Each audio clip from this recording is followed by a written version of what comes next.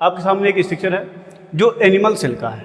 वैसे मामूली देखा जाए तो सेल का एक कॉन्सेप्ट है, लेकिन हम अभी बात करेंगे सिर्फ एनिमल के बारे में।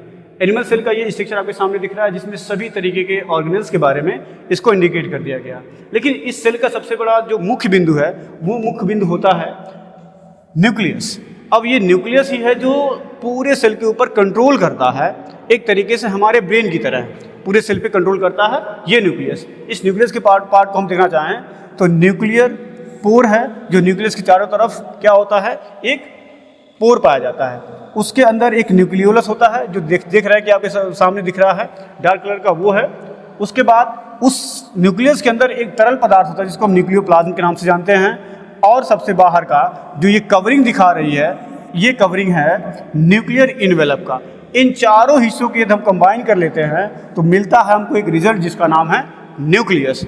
न्यूक्लियस अपने आप में परिपूर्ण क्यों है? क्योंकि इसके पास जेनेटिक मटेरियल होता है, और जेनेटिक मटेरियल जो होता है वो डीएनए के फॉर्म में होता है। इट मीन्स की डीऑक्सीराइबोज न्यूक्लिक एसिड, और ये इसी न्यूक्लियस के अंदर पूरे न्यूक्लियोप्लाज्म में फैला हुआ होता है।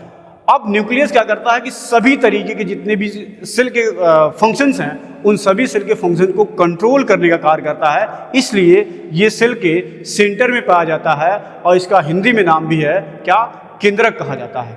और ये पूरे सेल के ऊपर क्या करता है, कंट्रोल बनाए रखता है, जिससे कि किसी भी तरह के फंक्शंस को ये आउट ऑफ कंट्रोल ना होने दे, उसको हमेशा कंट्रोल में करता है। और इसका सबसे बेहतर एग्जांपल क्या है कि डीएनए ही आरएनए का फॉर्मेशन करता है, और वो भी इसी न्यूक्लियस के अंदर का फॉर्मेशन वो होता है, जिसके थ्रू फिर सेल क्या करता है कि वो राइबोसोम की मदद से प्रोटीन के फॉर्मेशन में सबसे ज़्यादा महत्वपूर्ण भूमिका निभाने के लिए न्यूक्लियस ही जिम्मेदार है, जो डीएनए के फॉर्म्स के थ्रू आरएनए बनाने का कार्य करता है।